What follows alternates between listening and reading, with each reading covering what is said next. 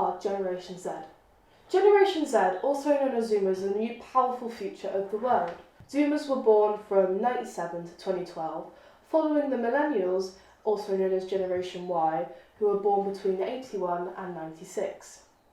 In this documentary, we'll be exploring people's views and how we live in a world where social media is continuously affecting our new youth. Okay, it's recording.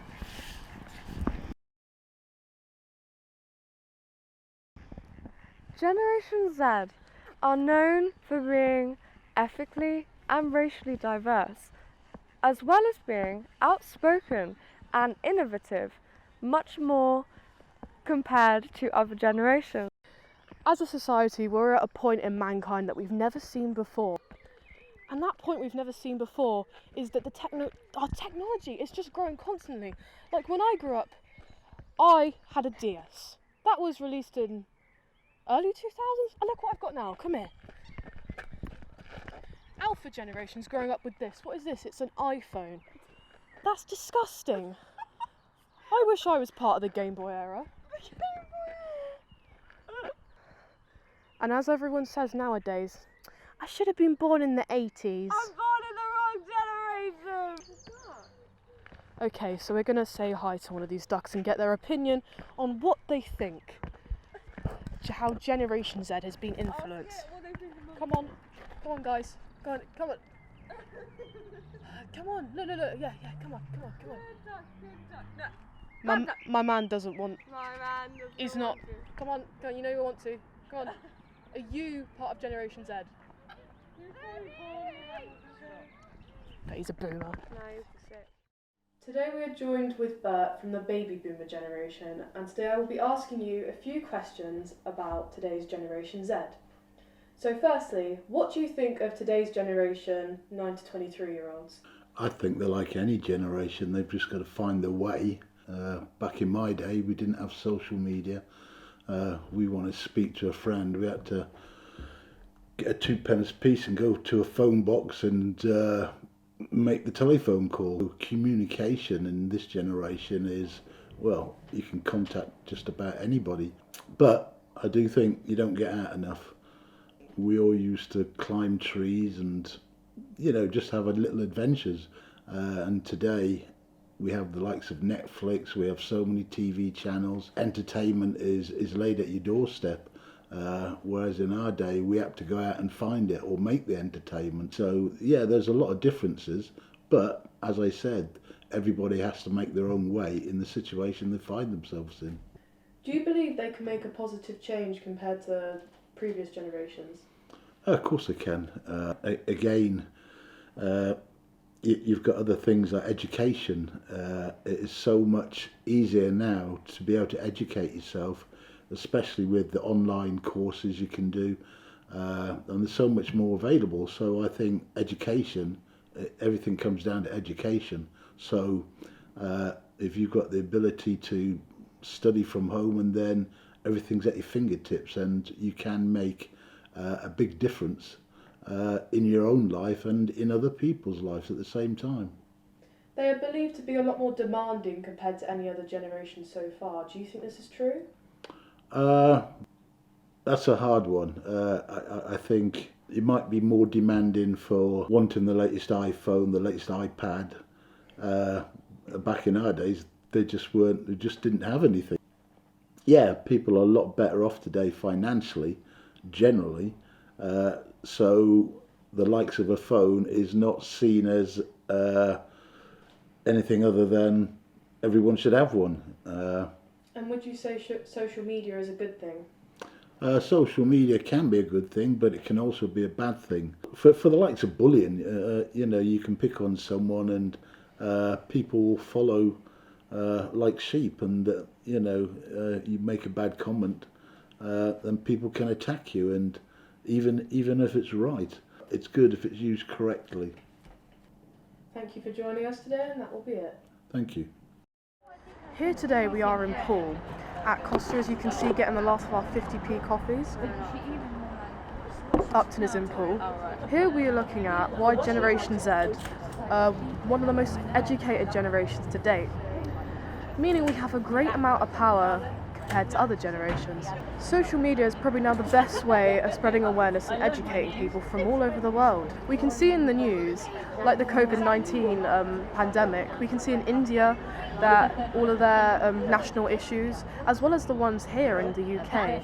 We've been constantly hearing updates on the lockdowns, on the spread of cases, and when we're going to go back to normality. The big global issue to look at the moment is the environment and the climate crisis, and as young people we have a great deal to say as this is part of our future. A lot of Generation Z members that we know would say they know a great deal about the climate crisis through the movements on social media and the organisation. We're going to be looking at the environment and how social media helps spread awareness for global warming and how our human activity accelerates the speed of global warming and where we're at. We are in a climate crisis and social media is a great way of spreading this awareness. So we're going to get started by going to Sandbanks and look at the Kawarkora Foundation. Here we are in Poole at Sandbanks to discuss a local organisation that helps people live sustainably and make sustainable choices, as well as making them care about the ocean and the coastlines. This organisation is known as the Kawarkora Foundation. They are based in Bournemouth and involve the public through litter picks and sharing their sustainable products on social media. The Kawarkora Foundation have a website which is kawarkora.co.uk, and they have a sustainable shop on there where they sell things like biodegradable dog poo bags, as well as kitchen towel and bamboo toothbrushes, and they also have a big blog on there where loads of their ambassadors can post about the local area and local litter picks. An interesting fact about the unusual name of the company is it originated from a Brazilian country named Jericoacoa, where they're 100% sustainable and they live away from the clutters of modern day life. An interesting fact is the place Jericoacoa translates in the Tupi language as the lair of turtles. Organisations similar to the Kawarkora Foundation have organised big peaceful protests in the likes of big cities like London, Bournemouth or Southampton, where students have even missed school to go on strike and fight for what's right about our climate.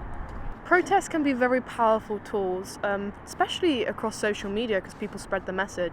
One person can make a great deal of change through a phone screen. Hi, excuse me. Me and my friend are A-level media students and we're doing a documentary on Generation Z and social media. Do you mind if we could ask you a few questions on camera? Yeah, no problem. Okay, so give me a second, Sarah. I just need to get up the questions for you. Yeah, I've got a busy schedule. How do you feel social media has impacted the awareness of the climate crisis? What's that got to do with it? Do you think our generation has the power to create big change? Yeah. What change do you think we could create? Cancelling Shane Dawson. And lastly, what do you personally do for the environment? Or recycle. Anything else? No, that's about it. Okay, thank you, sir. Now we will be moving on to the environmental interviews and seeing what locals' opinions are on Generation Z and how they think our generation will use social media to create change in the future. How do you feel social media has impacted the awareness of the climate crisis online? I think it's probably improved it, but I think it's got to be an ongoing kind of process. You can't just sort of hit once and expect everyone to be on board about it. I think it's got to be a constant kind of nag. I think social media has had a good impact on climate crisis because I wouldn't have known half the information on the climate crisis if it wasn't for social media. But it's like all these fucking cruise ships, you know, they're destroying our planet and the planes, and I'm thinking this is a golden opportunity. Fuck it. I think it's been significant. Without social media, most people wouldn't have had a clue what was going on. I think a lot of people know more about the actual consequences of everything that's going on at the moment. I feel they know a lot more about it because of social media. Spreading awareness. Yeah. So we've got to limit our air travel to maybe one a year and blah blah blah blah blah blah. I'm totally on board with all that. Do you think our generation has power to create big change? Yeah, definitely. I feel as though our generation has definitely had the biggest impact on current issues. Oh, we do. Definitely. We really do. But yeah, I think we do. It's also up to the people of the generation before us because we don't really have much time to change everything. They have more power, I think. Exactly. Yes, absolutely, and I have absolute faith in you guys, okay? I do not have faith in my father's generation, who all they care about is going on 4 cruises a year. I think the unique thing is that they've got older people listening and younger people listening and their peers listening, which is quite remarkable, really. I think we're really good at making things happen, especially recently. Like there's been loads of protests, like even in schools and stuff, we speak up when something's wrong. That's when older generations have messed up. They've just let things slide. And like again, social media, we've definitely like used that to our advantage as well for like speaking out about the climate. I think you already are.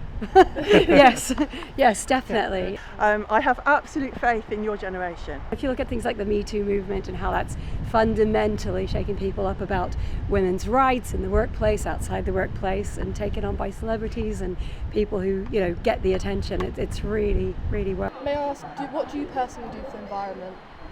I try to buy second-hand clothes when I can, and like from charity shop. I don't have a car, I walk and I cycle everywhere.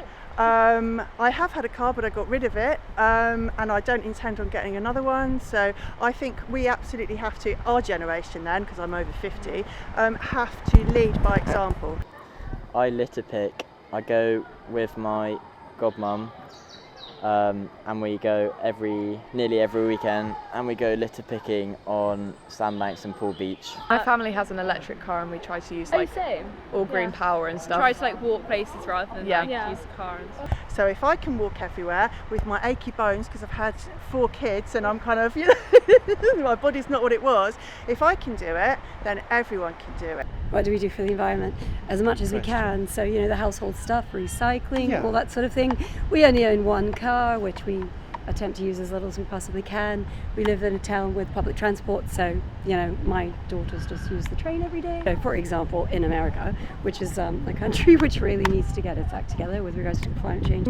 It was your generation really that made a huge difference in the last election. Of his office, Joe Biden signed up to the Paris Accord again, and it's moving in the right direction again. So this was specifically about your generation and the difference it makes with climate change. So there's a classic example of how it should make a difference on a worldwide scale. And I recycle. And I charity shop. Joking, please do not add that bit in. I will add that in. Thanks, Billy. That's alright.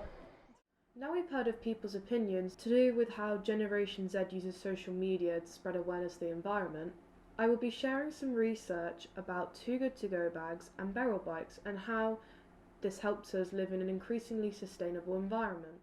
Now we're going to be looking at a method of stopping so much food waste, known as Too Good To Go bags. Too Good To Go bags is a great method of food waste where people like me, like you, can go onto the app and buy a food bag for like £3-4, and you can save it from being wasted from local places like your local bakery or even Greggs, Costa and places like that. You can really find a lot of places on the app in bigger cities, but even down here in Dorset you can find a good variety of places who do it.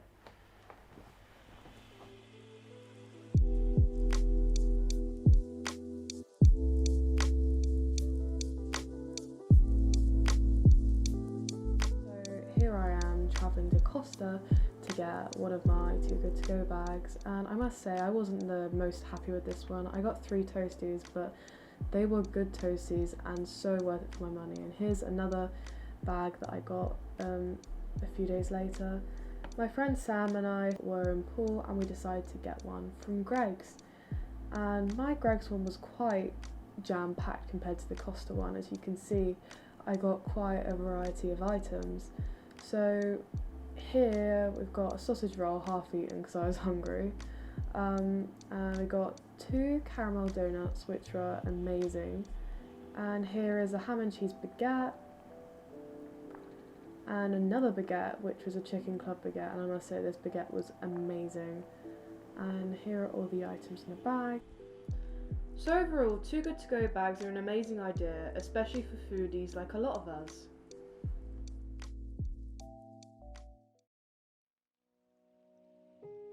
Beryl bikes are bikes which are situated around BCP, which are available to hire.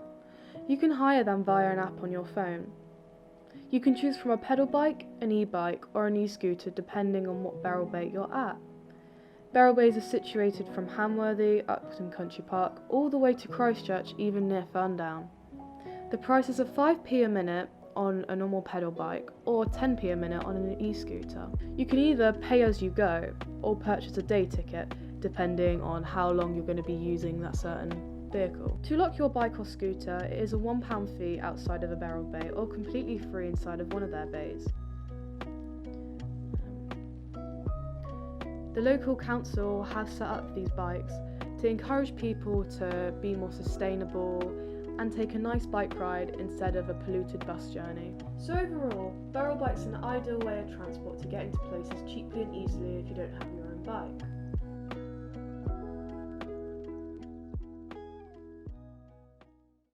Social media is one of the biggest contributors to why mental health rates are so high today. Social media can be great for all kinds of things, as you can find out that you're not struggling alone, or you can find out that you actually need help, or you can help others. However, the internet isn't great, social media isn't great, because there's so much toxicity that happens there, and it has so much offensive and harmful content from others, or people just getting angry with each other because of their opinion. And you can see this as an example on places like Twitter and even Instagram. And you can see why certain stars like KSI may have taken a long break from places like Twitter because of how toxic it actually is. And you can see how this will detrimentally affect our new youth's mental health.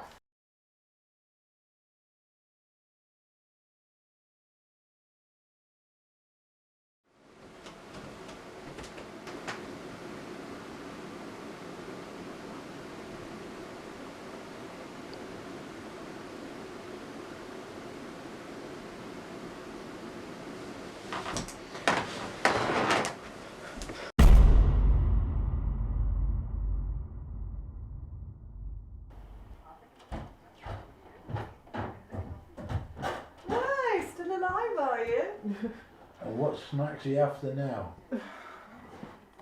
I don't know, I just really feel a bit demotivated at the moment. It's all part of being a teenager, Georgia. Oh dear. Well, Georgia, if you just get off your ass and get on with it, get your homework started, and then you're going to feel a lot better. Yes, you've just got to make a start and you'll be fine, Georgia. You're probably behind because you're always on that stupid phone. I shouldn't have bought that phone. Well, Georgia, just get on with it. You'll understand when you're older. Remember, I'm the adult, you're the Georgia, child. you can't go out wearing that. Oh, stop complaining. You don't know how easy you got it now. Georgia, this is unacceptable. Well, Georgia, just get on with it. It's all part of being a teenager, Well, Georgia, Georgia. if you just get I off shouldn't your can't go ass. out wearing that.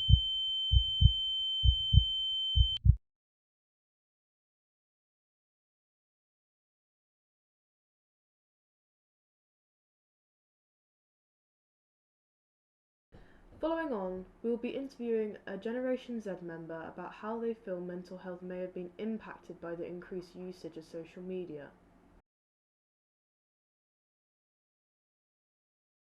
Bullying is a topic that has been discussed thousands of times, but no one ever seems to get anywhere. This could be because Generation Z, and mostly the younger kids of Generation Z, have so much access to communication online over video games or social media platforms. The minimum age for social medias like Instagram and Facebook is 13 to 14 years old. However, in today's society, you see 9-year-olds be given the brand new iPhone for their birthday. This is dangerous because it allows kids to be under the influence from a lot of content online that is uncensored. On a video game like Call of Duty or Fortnite, a 9-year-old can be paired with any older person and they can be allowed to talk to each other with no censorship or anything. This can lead to some quite dangerous scenarios actually, such as grooming or just aggressive conversations, threats, and it can be detrimental to a kid's mental health. Yes, Call of Duty is an over 18 game, but it doesn't stop kids from getting their hands on it. Most parents aren't strict about their ages on games these days. Nevertheless, it happens, and kids can engage in some quite aggressive conversations. This can lead to cyberbullying in general, or bullying in school. This can be dangerous because kids don't know everything about the online world, and they're very unaware of certain dangers online. An important app to look at when referring to bullying as well as beauty standards is TikTok. TikTok was released in September 2016 followed by the shutdown of Musical.ly. Musical.ly was an app where kids could share videos of themselves lip syncing to their favourite song or doing the latest trend like the new dance. However, after its downfall, TikTok was launched a year or so later. TikTok has the same basic idea, but now you can make your own sounds, you can take part in competitions, you could spread awareness on there. TikTok is a very interesting algorithm where anyone, like even me, I can make my video go viral if I really wanted to. Originally, Musical.ly and TikTok were kids' apps, but since 2019, a lot of adults have started joining the apps, and although everyone still says, remember this is a kids' app, it really isn't, as most of the content on there is completely inappropriate for most children to see. So back in 2016, you may have just seen Generation Z and the Alphas on there, even though you're not supposed to be on TikTok if you're below the age of 13. But nowadays, you'll even see people from the silent generation on it, which is crazy. You have every generation on that app now, which is remarkable, because the only other one that probably has that is probably Facebook. Since 2019, a lot of stars have taken to fame from the app. For example, Ollie Ball is a normal British kid in year 11 who blew up with his friend Jacob from just making some famous catchphrases and posting it on the app. In the past 5 months, they have been on the BBC as well as making their own YouTube channel and gaining a fan base. However, these guys may be looked on as like a trend now, and a lot of people would say, as you can see on their page, there are a lot of comments saying, the joke's dead now, stop it. Other than Ollie, a lot of people take to TikTok and Instagram to become influencers. They may do brand deals over their social medias to earn money, which can either turn into a career after a while. Another example of a TikTok star is Charli D'Amelio. When Charli first blew up, she was a 15-year-old who lived in the US. Since, she has gained a following of over 100 million on the app, making her the biggest creator on TikTok. All she started off doing was TikTok dances, and a lot of people would say she is the definition of the beauty standard. Charli is quite slim, she doesn't have any spots on her face, you could say it's flawless. She has very nice hair, she has a nice lifestyle, and that's the thing that many people look up to. TikTok, like Instagram, has become a very addictive app where you just, probably more addictive than Instagram actually, and even I can say myself, I just can't stop scrolling through my own For You page these days, as the For You page caters content personally for you. Overall, TikTok, even though it is addictive, it gives Generation Z a massive platform where we can either spread awareness or just spread a really funny video and let the whole world see it. However, TikTok does come with downsides, as you can get very harsh comments with people with no profile picture just hiding behind the screen. And I can say for myself, I've had a video get to over 500,000 interactions, and I have gotten hate comments, and a lot of people would say you have to have thick skin to look over it. To see how it feels, we'll be interviewing Dom Vlogs to see how an individual copes with the pressures of being online. Dom Vlogs is an 18-year-old TikToker with a following of over 780,000. He first blew up through his Posh Boy skit videos, as well as his relatable comedic videos.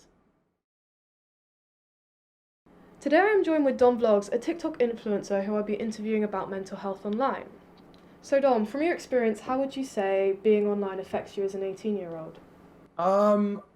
I think because I'm still quite young, there's still a lot I need to learn. I think there's a lot more that social media needs to work on, such as likes and follows and stuff, and how it can affect somebody psychologically. And also I think because I'm so young and I've got a platform so big, it is quite daunting because I'm not fully educated on all the world issues, and I'm not fully educated on certain aspects of life, and I'm still learning about it all and going through it all and trying to be as fair and kind as possible, because all I want to do is spread positivity online. And it is quite hard to maintain that, because sometimes it can be hard to just keep positive when there's a lot of bad news, especially circulating on social media. How did you feel when you started getting a lot of attention? Was it exciting or scary? It was definitely exciting at first, because if anyone gets a viral TikTok video, they feel accomplished. They feel, oh, this is so cool. I've made people laugh. And just to make people smile, it just makes me happy because I've made someone's day. And it made me feel really good that I was doing that on a daily with this Posh Boy series that I was doing, pretending to be some stuck-up posh, chess player, horse rider, all that jazz. And at first it was really fun. And then obviously, because you get such a platform, people get jealous. It did become quite scary because people were like, oh, my sister goes to your school, or I know where you live, and stuff like that. And people would just send pictures on my house as they walk past and be like, I don't know who you are. That's really, imposing on my privacy.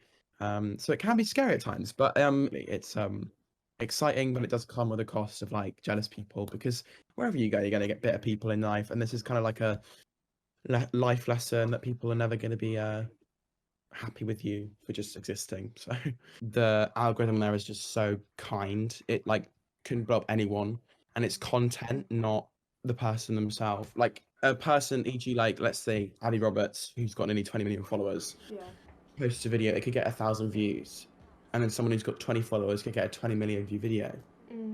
So it just depends on the video. Yeah, no, I think TikTok's great for that. Like anyone, like, you see all like the awareness. Apart from the stupid videos and the horrible videos, you see like so much awareness on there. Yeah, definitely. Do you think social media pressures you into being a certain way?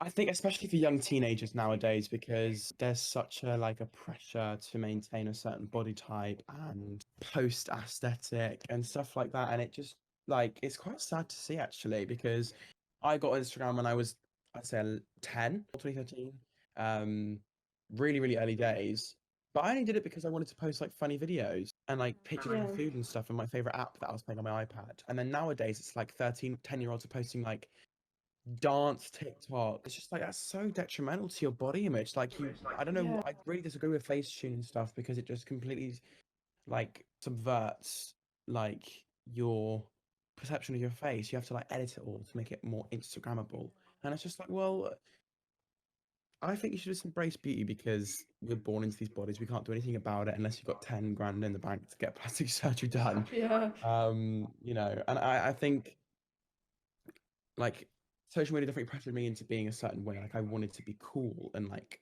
accepted. You kind of categorize yourself into a falsified version of yourself, and it's just like, well, I don't want to be that person. I just have to pretend to be that person to be accepted socially. I just decided, you know what? I'm going to post whatever I want, and I have been doing so since like 2019, where I started the Posh Boy series. Yeah, I completely agree. I think realism needs to be promoted more on like TikTok and Instagram now, because it's okay to use Facetune, because I do it sometimes. I just love like just realisticness. Like you see pictures of like Kim K and then like a Facetune version. It's like so like just refreshing, and I think that should be way more of a thing, really. Yeah, for sure, 100%. I totally agree. Do you feel you have to be mentally strong to go into a career on social media? Yeah, 100%. People are like, oh, being a content creator is such an easy job. It's really not, you know. It's actually really long hours, especially for doing brand deals, which is actually our main source of income. So what we do is we partner with a brand and we promote something and we put it on a video, e.g. TikTok, YouTube, Instagram, like IGTV or Reels or whatever. Got to deal with the trolls, the abuse. You've got to deal with sometimes parents like blaming you for letting their kids go on their devices and finding your videos. Like one time I swore in a video and I got a full on like thesaurus length DM from a parent saying my son was absolutely distraught with your language and all this stuff. I'm just like, well, TikTok's 13 plus. Your son should be 9 years old and on TikTok. And especially you should be watching what he's watching. Like it's not my fault. As well as that, you know, death threats are a big thing. You feel very unsafe at times, because I'm also a college student myself, taking media. I finished my final exam last week, thankfully, so I've got a lot more time on my plate now. But revising for that and doing social media full time is really like stressful, because you have to post, you have to keep consistent, because if not you fall off. So like 3 times a day, 2 times a week on Instagram, and then like all so Twitter, Snapchat, Instagram, TikTok, and like everything else. You just got to keep it moving, and it can be really hard to keep up with it, especially because lockdown 3 made me feel really low mentally. And it was hard, so I had to take a break because I couldn't do it anymore. And thankfully, that break gave me more of a thick skin than I had before. So I think I've definitely improved mentally wise. But yeah, to resolve, you need a strong mental health, definitely. You need the mindset as well, don't you? For sure, you need to believe. You need to be confident as well, because you know, if someone comments on your post saying like ugly or like that outfit doesn't suit or something, you just got to have the mental capacity to not reply to them or not bite back. Either just block them or ignore it. Because they're bitter. They've clearly got something going on. I saw a tweet the other day of like a circle, like a pie chart, and it was just a tiny slice saying what you know, and the rest of it was what someone else is going through. And I thought that was really valid, because if you take a walk in someone else's shoes, you might realize that they're having the worst day of their life. just, either ignore it or block. That's my mentality. And even if you're not an influencer, you can still get pressured on social media. And lastly, how do you stop the negatives from getting to you? As sad as this is, I think it's desensitization, because I used to take things so hurtfully. When I used to do YouTube back in 2016, the first hate comment I got was a vlog where I went to Thursford, which is like this local Christmas market, and they said drink bleach and kill yourself. And I was like 13 at the time, and I was just like I started crying. I hated it. And then obviously years later, I kind of received similar DMs of just people who are just unhappy. Clearly, all you got to do is feel sorry for them, really. And it's just resilience. And then also as well, there's just like, pep talks, meditation, like believing that you're confident is a big thing. I believe that I'm confident enough to not let silly petty comments get to me. Like having that sort of carelessness toward those comments, but more like focusing on the nice comments, like, oh, you killed this, oh, you look so good, and stuff like that. Because that's the comments you should be putting your energy toward, not the comments. I know it stands out. There's always the one that, like, you can get 5 nice comments and 1 bad comment, but it's all about like self-awareness of how you're going to take that in. Like, are you going to overthink about it, or are you just going to ignore it and move on with your day? And it is hard. It's definitely really, really hard, and it took me a long time to get over those comments, but I have now, and I'm grateful for that. So Yeah, no, I completely agree. I feel like beauty standards on TikTok as well, like they're through the roof these days, and you get so, like, you can put one comment and it may not even mean to be mean, but that will could just haunt that person for the next week or something. I don't even comment half the time because I just don't want to get involved. yeah. Anyways, you just got to be very, very strong. And it can be a toxic place, but it can also be a beautiful place. You just need to find the place yourself with your interests and friends, if you have online friends, because they help a lot. And just, being yourself online, don't fake it, because that gets you nowhere. 100%. Alright, thank you. Absolutely no problem. It was lovely to talk to you. So in conclusion, in this documentary, we have come to a conclusion that Generation Z have a lot of power to do certain things in the future and make certain changes. Go on, mate. We've looked at the environment of social media and how we can make changes through our technology, as well as looking at certain issues like bullying. And although we have a lot of certain issues in our generation and our society, Jamie, please. We can formulate an opinion that Generation Z will be the next generation to make change. Generation X, Generation Y, baby boomers, they all failed to make change. And what's going to happen? We're going to be the generations to make the change. We're going to tackle the climate crisis. And we're going to do something that no other generation has done before. And with that, thank you for sitting through all 40 minutes of my documentary. Goodbye.